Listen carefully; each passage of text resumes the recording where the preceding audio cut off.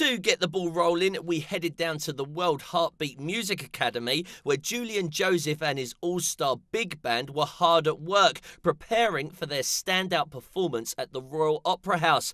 As part of the Deloitte Ignite tribute to composers Wagner and Verdi, the band were offered the opportunity to interpret these composers into jazz music. But with a host of jazz legends in the room, they went one better and come up with a brand new body of work inspired by the classical.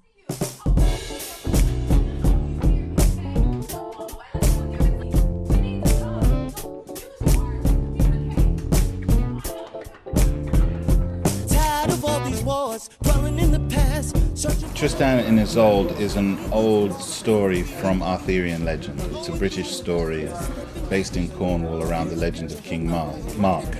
And Wagner, many years ago, took this story and created one of his greatest operas on it.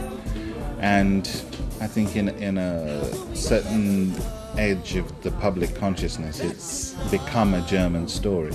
Knowing the story as I do, it's an exciting story about love, treachery, revenge, misunderstanding, all kinds of things, betrayal.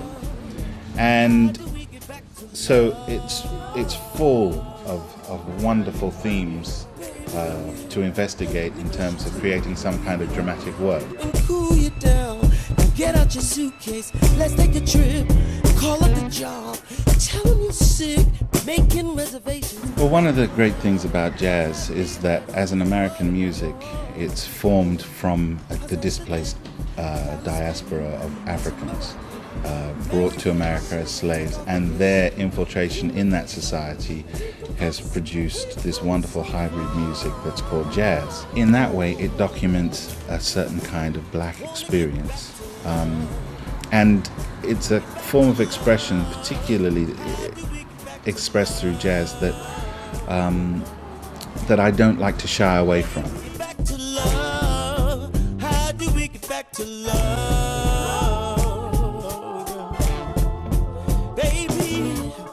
The character I'm playing is Isolde. She's the lead character. She has fallen in love with someone she shouldn't have. So that's the basic kind of story, and it's a bit of a tragedy, a love tragedy triangle.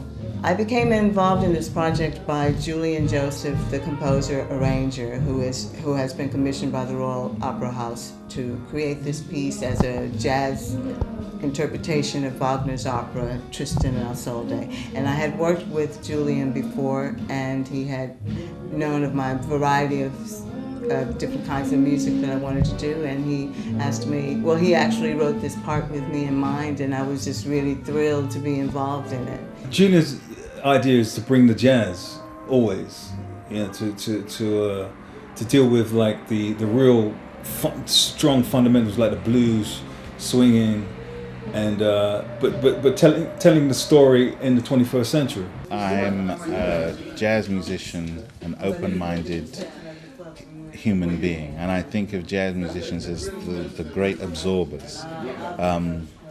Usually you can absorb anything you like, anything you hear, and turn it into something magical through the jazz expression.